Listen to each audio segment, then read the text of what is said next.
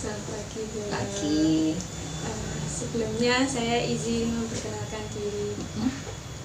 Nama saya Branka Adriani Rianti, biasa dipanggil Brianka. Saya mohon maaf telah mengganggu waktu istirahatnya Bu Ella. Gak apa-apa, saya senang membantu. Apalagi ini sudah tertunda dari kemarin-kemarin ya. Iya. Silakan.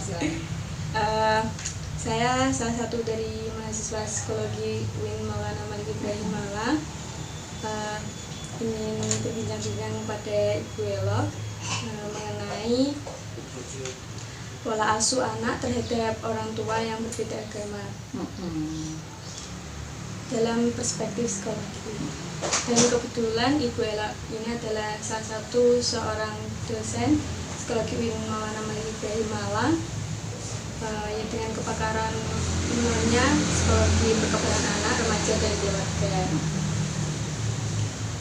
Wawancara ini untuk memenuhi tugas laporan observasi Pancasila saya yang berjudul tentang harmonisasi nilai-nilai Pancasila dalam pola asuh anak pada keluarga dengan orang tua yang berbeda agama. Tantangan dan peluang untuk membangun toleransi generasi muda. Diramu oleh Bapak Abdul Latif Ansari. Jadi saya minta waktu Ibu sekitar 25-30 menit untuk membahas hal tersebut. Saya akan memberikan pertanyaan yang bisa Ibu Ella berikan jawaban. Oke, saya akan coba menjawab ya. Terima kasih Ibu. Terus wawancara ini juga saya akan rekam, jadi saya mohon izin untuk merekam itu. Betul. Saya mulai wawancaranya ya Bu. Baik, silakan. Oke. Dewasa ini tuh banyak ya Bu pernikahan beda agama yang menimbulkan banyak persoalan kompleks, terutama pada anak. Ya.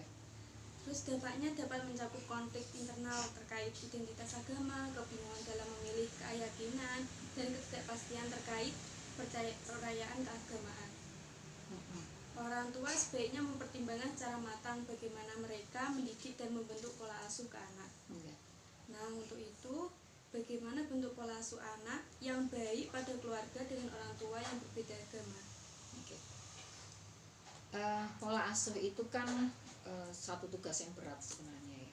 Pada pasangan yang memiliki keyakinan agama yang sama, itu sudah memiliki tantangan yang luar biasa untuk menjalankan pola asuh yang baik, yang bisa mengembangkan kepribadian anak dengan baik, dan semua hal yang ada pada diri anak bisa berkembang dengan baik. Apalagi kalau keluarga itu adalah keluarga atau suami istri itu berbeda agama, yang pasti tantangannya luar biasa, jauh lebih tinggi ketika dibandingkan dengan orang tua yang seagama di dalam menerapkan pola asuh terhadap anak-anaknya. Kalau ditanyakan tentang bagaimana pola asuh yang baik pada orang tua yang berbeda agama kepada anaknya, ya kita melihat kalau kita kaitkan dengan tipe-tipe pola asuh, tentu pola asuh yang paling sehat adalah pola asuh yang demokratis, ya. Pola asuh yang lebih banyak mempertimbangkan pada kepentingan anak, bukan kepentingan orang tua secara pribadi, tetapi benar-benar prinsipnya mengacu kepada kepentingan anak, perkembangan anak, dan kesehatan mental. Tidak hanya kesehatan mental, tapi kesehatan bio, psiko, sosio, spiritual, dan kultur anak. Jadi sebenarnya kalau pola asuh sama saja dengan pola asuh yang lain, cuma tantangannya jauh lebih berat pada mereka yang berbeda agama. Misalnya gini dok, misalnya kalau kita melihat pola asuh yang demokratis ya, ini dua-duanya harus memiliki pola asuh yang sama.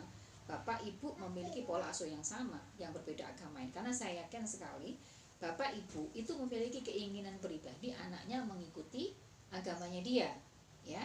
Saya yakin itu, karena orang yang menganut agama itu saya yakin punya keyakinan bahwa agamanya itu agama yang paling betul, agama yang paling benar, sehingga dia berharap anaknya terselamatkan dengan mengikuti agamanya.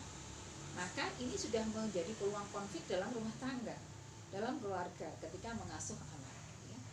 Jadi menerapkan pola asuh yang demokratis pada mereka yang berbeda agama itu menurut saya tidak gampang sama sekali. Orang tua yang seagama menerapkan pola asuh yang demokratis itu juga tidak gampang, apalagi yang berbeda agama. Nah, karena kemudian tidak gampang, maka ada beberapa peluang-peluang kesalahan yang pada akhirnya akan menimbulkan konflik pada anak.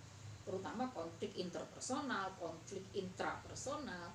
Kemudian konflik interpersonal itu konflik yang terjadi pada dalam diri anak. Misalnya berkaitan dengan kebingungan dia mau milih agama yang mana. Karena dua-duanya adalah dua orang yang ketika dia memilih satu agama, misalnya agama ibunya, dia tidak enak sama bapak. Ketika dia memilih agama bapaknya, dia nggak enak sama ibu. Sehingga kemudian muncul konflik intrapersonal dalam dirinya. Kemudian dia juga konflik interpersonal juga akan muncul. Terutama apa? Misalnya pernikahan itu kan tidak hanya berkaitan dengan ayah ibu, tapi keluarga besar, ya kan? Jadi kalau dia mengikuti agama ibu, dia mungkin akan berseberangan dengan keluarga ayah atau sebaliknya, gitu ya. Jadi konfliknya luar biasa pada anak, dan ini yang harus dipahami oleh orang tua. Maka kenapa dalam Islam pernikahan beda agama itu dilarang? Karena mudorotnya terlalu besar.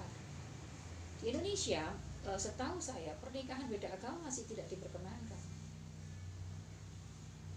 Yang kalau akhirnya orang yang menikah beda agama ke luar negeri. Kalau di Indonesia tidak diperkenankan masih. Setahu saya seperti itu. Nggak tahu kalau kemudian ada perubahannya. Tapi harapan saya memang nggak. Ya tetap seperti itu, tetap tidak diperkenankan. Kenapa? Karena resiko yang akan muncul dalam perkembangan anak itu luar biasa. Terutama apa? Terutama perkembangan tentang keberagamannya dia.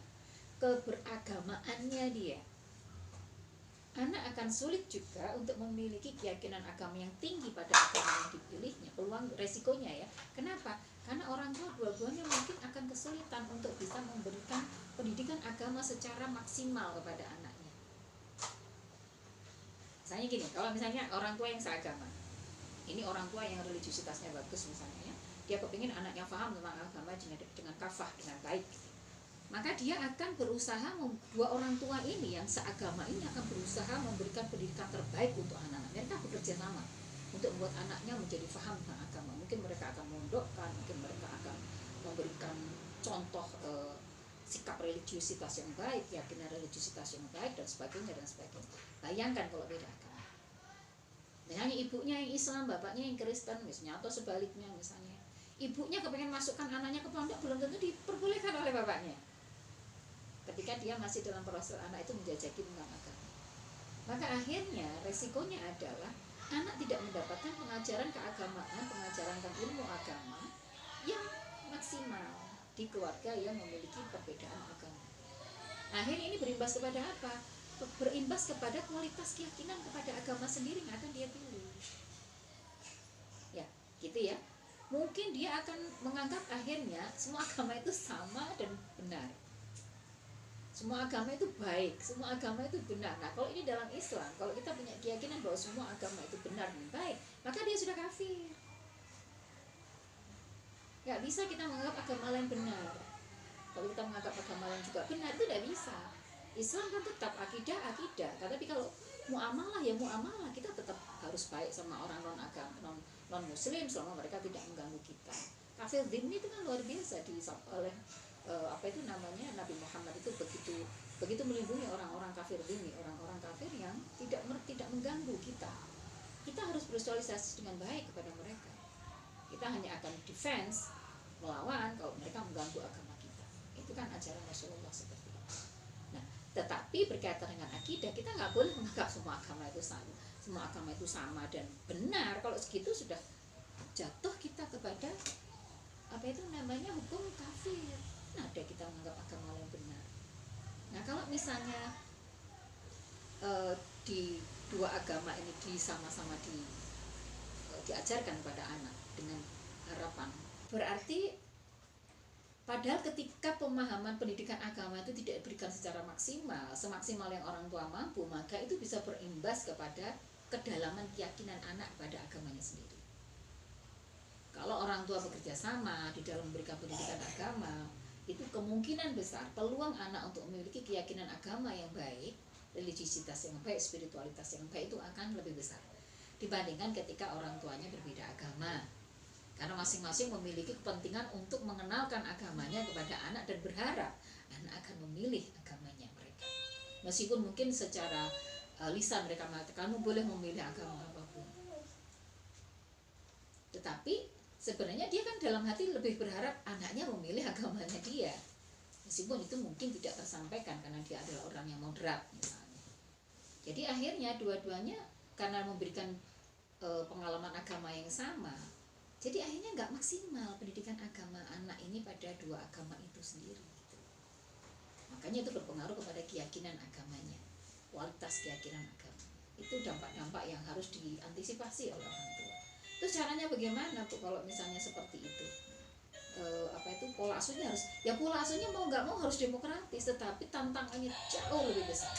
Demokratisnya pada orang tua yang berbeda agama itu tidak kaleng-kaleng ya, kalau bisa kita katakan ya.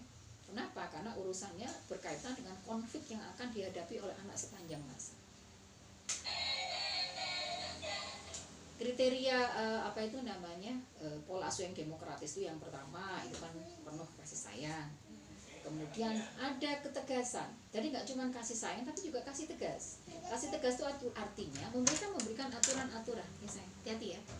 Memberikan aturan-aturan. Hidup itu seperti ini, hidup itu seperti ini, hidup itu seperti ini. Ada boundaries dalam hidup. Orang tua mengajarkan bahwa hidup itu ada aturan, itu ketegasan. Dan memberikan kasih sayang. Nah, pada masing-masing agama bisa jadi aturannya makanya roto angel. Jadi di satu hal saja itu sudah ruang untuk konflik itu menjadi sangat besar. Doa misalnya berkaitan dengan doa. Kita mau makan nih,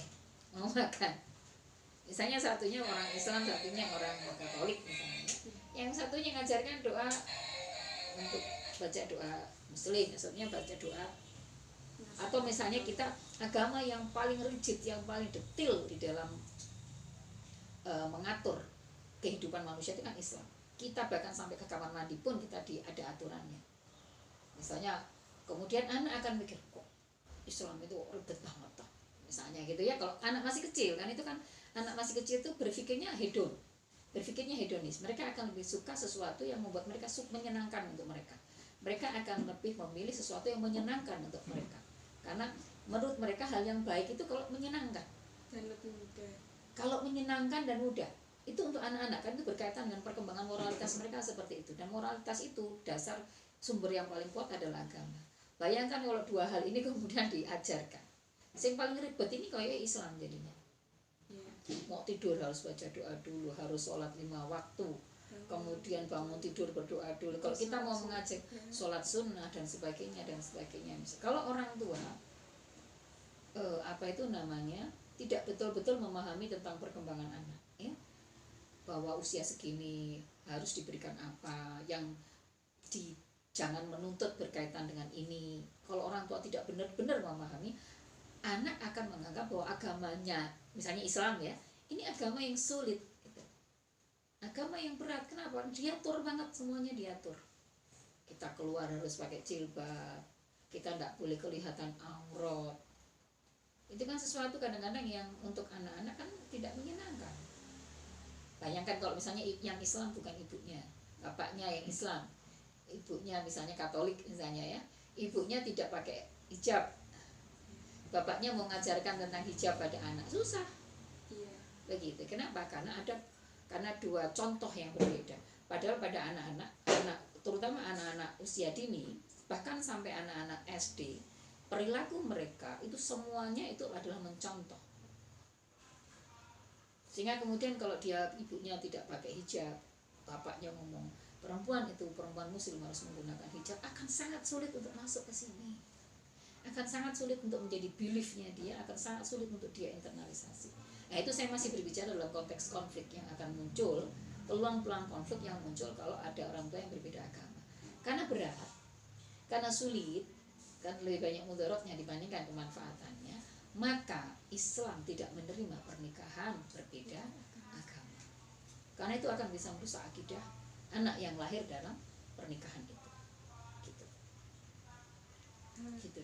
Itu seperti narasumber saya, ayahnya itu beragama Islam dan ibunya itu beragama Kristen.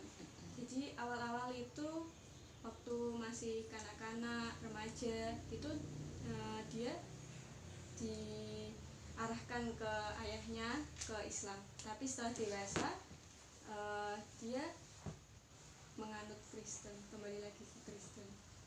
Terus dia merasa kalau pola asuhnya juga permisif. Ya memang begitu. Karena apa? Pada akhirnya anak itu akan lebih mana yang lebih menyenangkan, mana yang lebih memudahkan. Begitu. Jadi ini berkaitan dengan perkembangan anak, dan perkembangan anak itu adalah perkembangan fondasi dari semua perkembangan di atasnya. Jadi kayak rumah itu fondasi itu kan yang paling penting.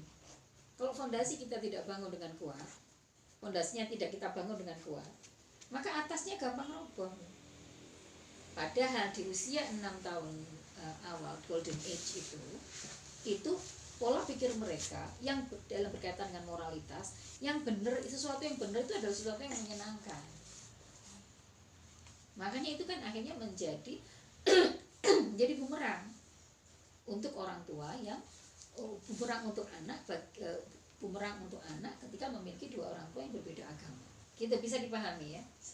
Ya, jadi intinya gini dok. Kalau pertanyaannya dok, pola asuh yang seperti apa yang bagus digunakan untuk mereka yang memiliki perbedaan agama, gitu ya? Tetap dok demokratis. Karena kalau kita berbicara tentang tipe pola asuh itu kan ada 4, ya, otoriter, permisif dibagi 2, permisif indulgen, permisif indifferent, permisif memanjakan, permisif yang tidak peduli.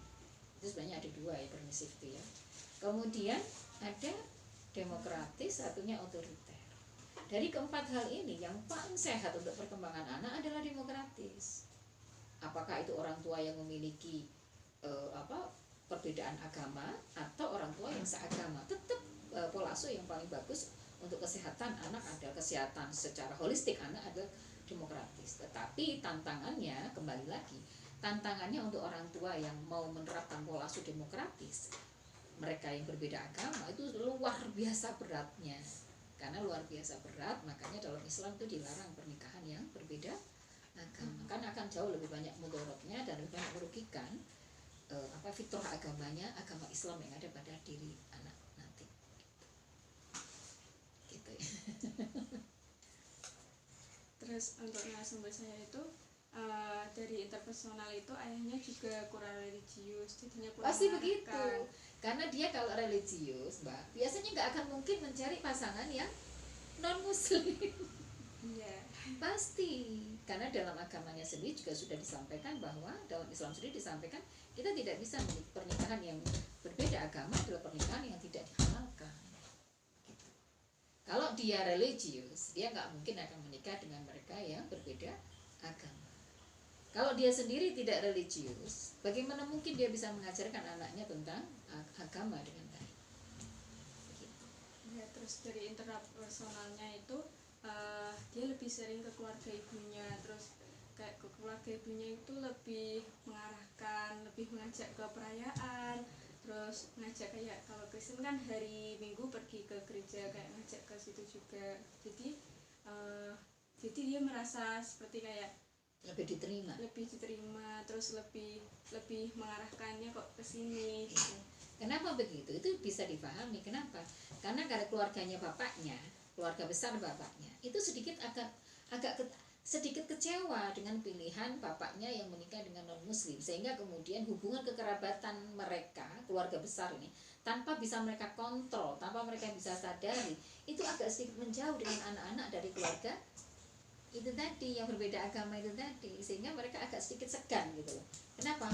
Cedek-cedek karo misalnya begitu ya, itu mungkin kenapa? Karena agamanya sendiri melarang kita untuk pernikahan yang berbeda agama. Meskipun agama kita tidak pernah menyuruh kita untuk tidak membangun hubungan yang baik dengan muslim, tidak ada loh ya. Dalam Islam kita tidak diajarkan untuk antipati, untuk membenci non muslim kalau selama dia tidak membenci kita. Tapi kadang-kadang itu sudah secara tidak sadar muncul di mereka. Kalau malas, jadi dibandingkan dengan keluarga yang berbeda, meskipun itu keluarganya sendiri ya, tapi mungkin dia akan merasa lebih dekat dengan keluarganya yang lain yang seagama. Sehingga itu juga menjadi penguat anaknya untuk lebih dekat kepada keluarga mamanya. Karena keluarga mamanya akan jauh lebih menerima, merasa bangga karena berusaha untuk menarik si anak itu tadi masuk ke agama mereka gitu.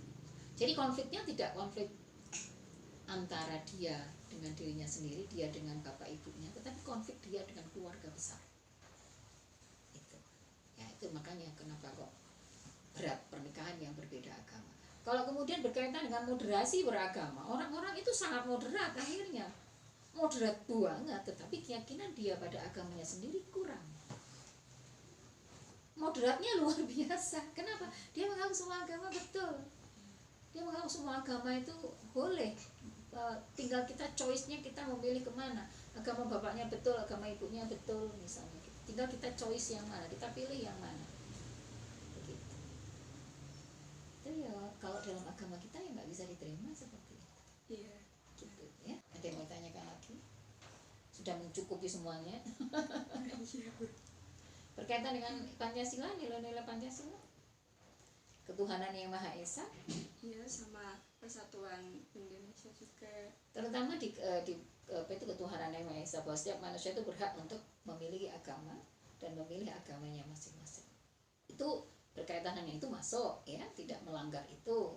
Cuman kita itu kan nggak cuma berhak beragama, tapi kita juga memiliki kewajiban untuk loyal pada agama kita, untuk menjalankan agama, ajaran-ajaran agama kita dengan baik, dengan kafah, dengan benar sekuat tenaga kita. Mungkin tidak selalu 100% benar, tetapi kita berjuang terus untuk melakukan apapun yang diajarkan oleh agama kita. Nah, disitunya itu loh, ketika berproses untuk melakukan semua yang diajarkan oleh agama kita, proses menuju ke sana itu akan banyak mengalami tantangan kalau anak itu berasal dari keluarga yang berbeda agama. Agak berat, Mbak. Begitu.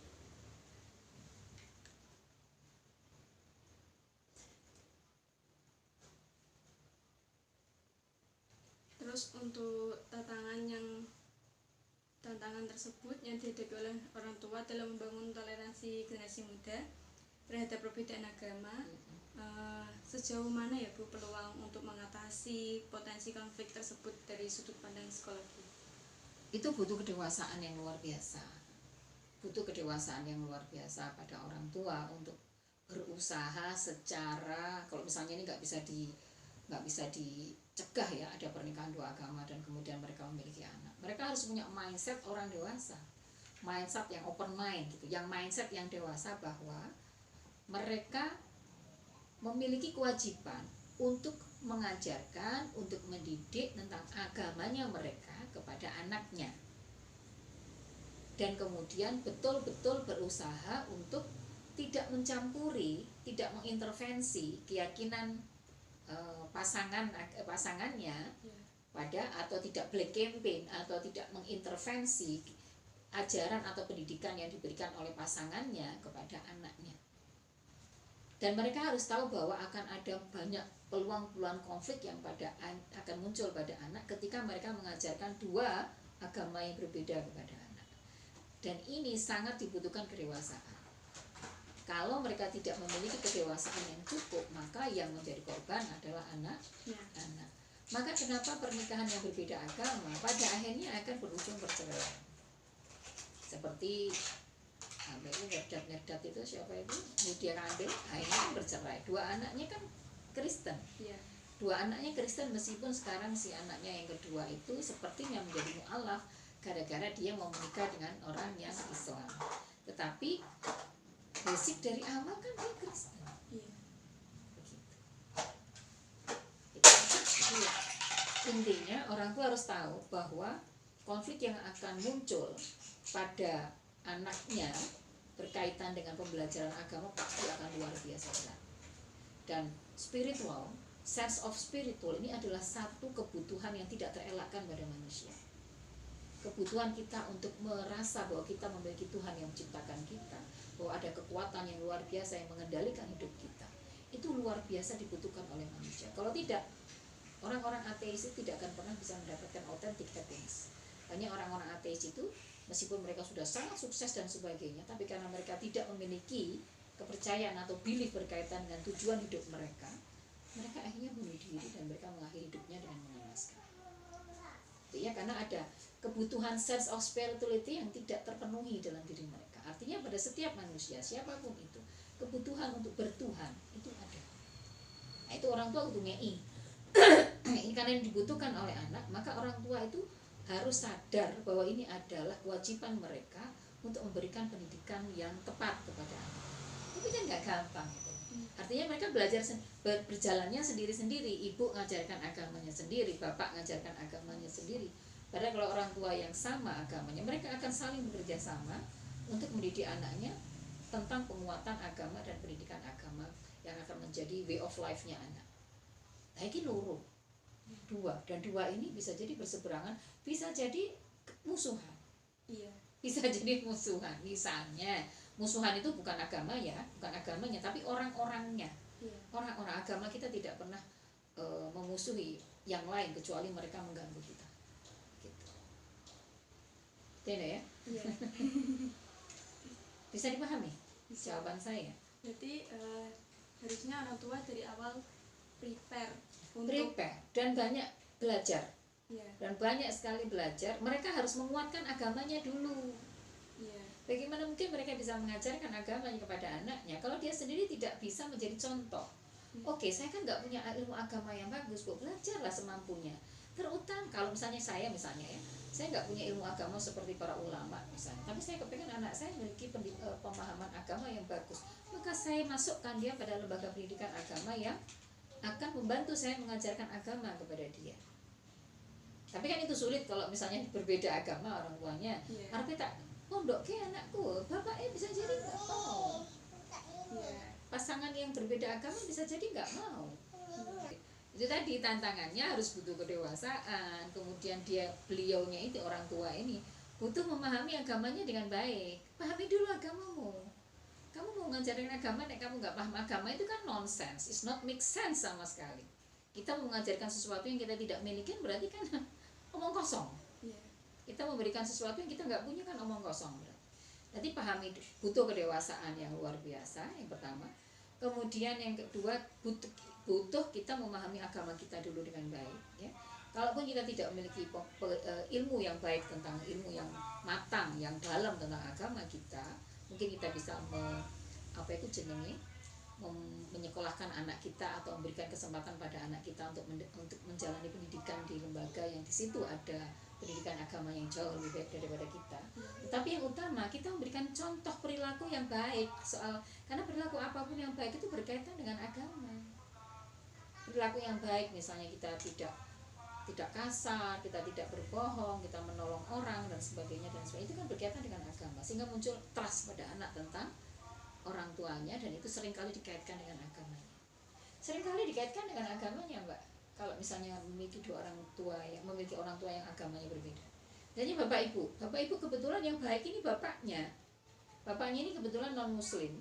Ibunya misalnya muslim, ibunya cerewet, suka marah. Ini dikaitkan dengan agamanya sama anak. Karena apa? Berpikir anak itu masih sangat kaku.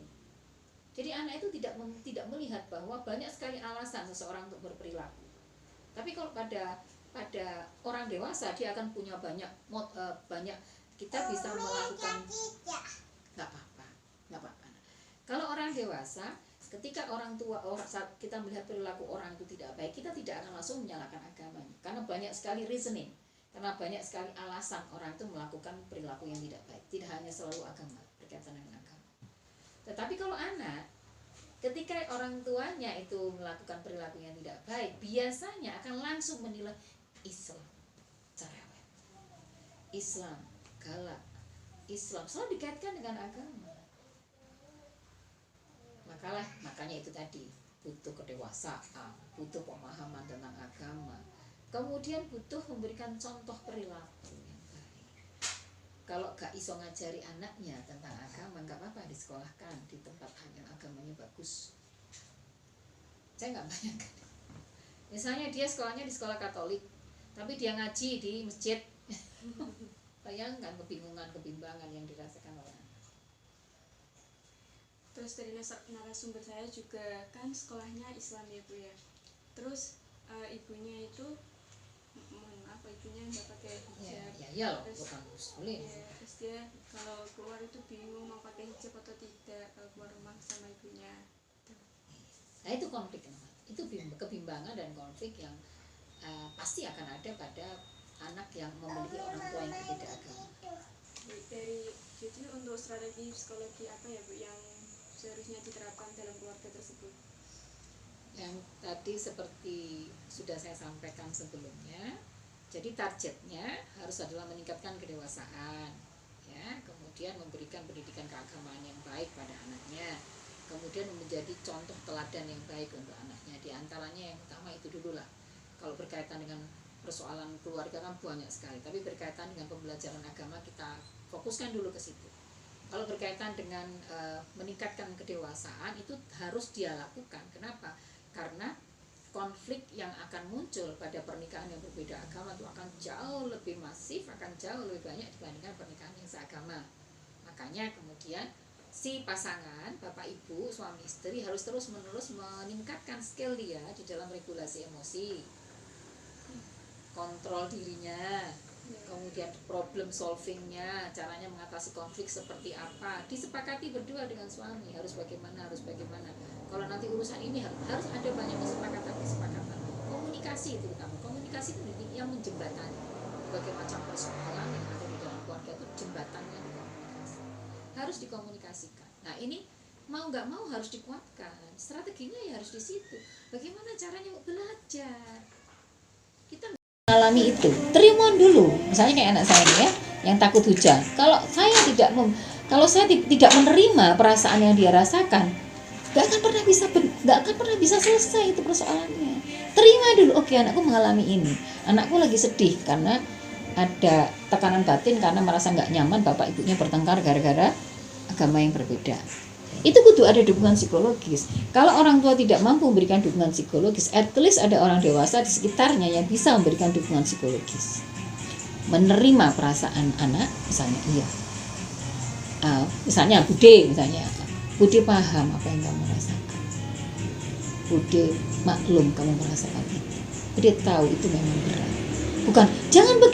Bukan begitu. Bude tahu itu berat. Kamu sudah hebat bertahan. Sampai saat ini kamu sudah hebat, kamu bertahan dalam kondisi yang seperti ini. Itu diterima dulu emosinya. Setelah itu baru, itu namanya dukungan dong.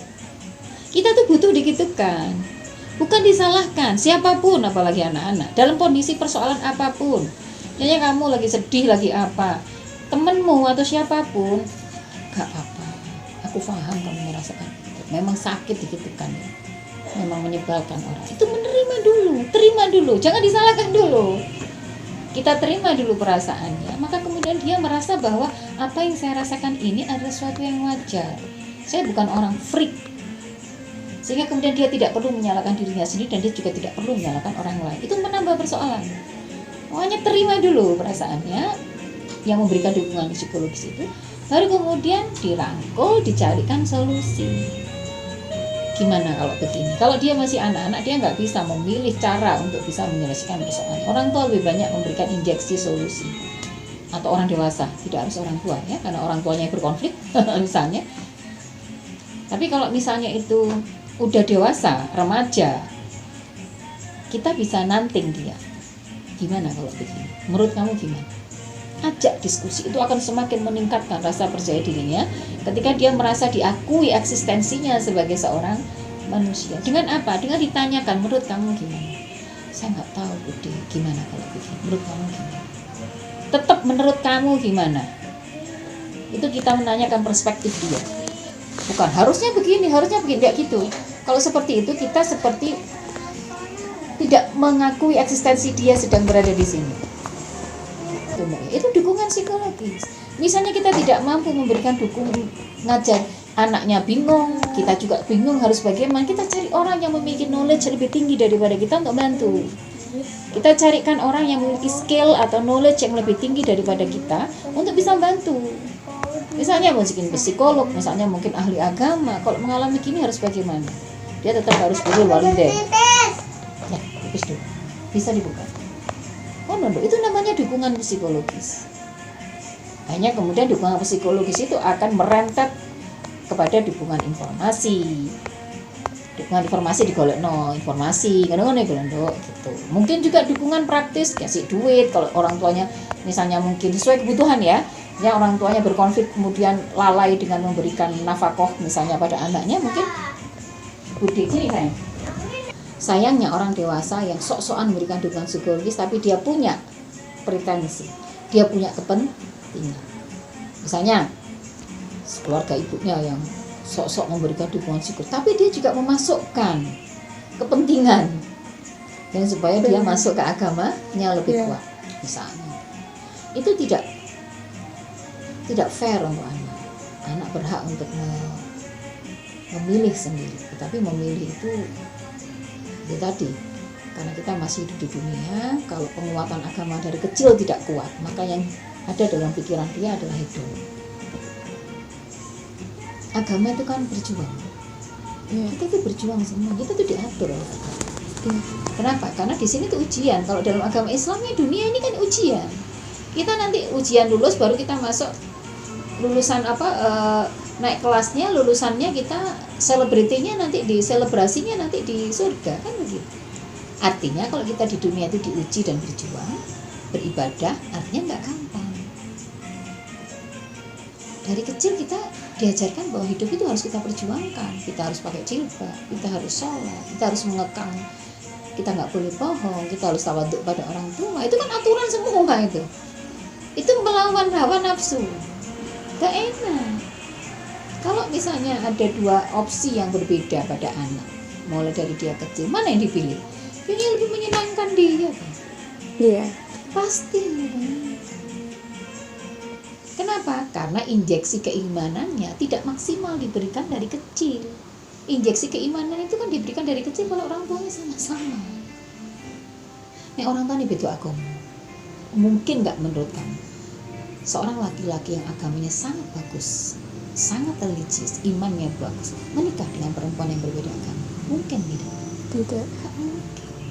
Yang menikah beda agama, kemungkinan besar mungkin 99% mereka yang agamanya nggak bagus, keyakinan agamanya nggak bagus. Jadi bagaimana mungkin dia mau mengajarkan keyakinan agama pada anaknya sedang mulai dari kecil kalau dia sendiri nggak yakin tentang agamanya, nggak terlalu yakin, keyakinan tentang agamanya nggak terlalu tinggi. Ya untuk repot kalau ngajarkan anak tentang keyakinan agama, ajarkan tentang kontrol emosinya, nggak boleh pacaran. Ya malu dong, kelihatan mbak. Jangan sampai jatuh cinta pada laki-laki yang berbeda agama. Untuk kamu ini ya. Iya. Laki-laki yang non muslim, apalagi Kristen, tapi karena saya mau dari S2 itu sudah di Jogja di UGM, itu yang mendekati saya itu malah pastor duduk pastor yang mereka sekolah di paroki dan akhlaknya bagusnya luar biasa. Mereka mempersuasi kita dengan akhlaknya. Ada yang mau ditanyakan lagi? Mungkin Kak Pati paham sing pertanyaan sing endi ngono? Belum ada. Jawaban yang mungkin tidak terlalu pahami dari apa yang tadi saya sampaikan. Ya semua? Sudah. Baik Bu, terima kasih atas jawaban Ibu yang sudah diberikan. Mohon maaf apabila saya tadi ada kesalahan dalam bicara atau kurang benar dalam bicara. Terima kasih. Nggak apa-apa. Saya terima kasihnya. Mudah-mudahan ini menjadi tambahan ilmu untuk Priyanka dan bisa memenuhi kewajiban menyelesaikan tugas di mata kuliahnya Pancasila dengan baik. Gitu ya? Sudah. Assalamualaikum warahmatullahi wabarakatuh. Assalamualaikum warahmatullahi wabarakatuh.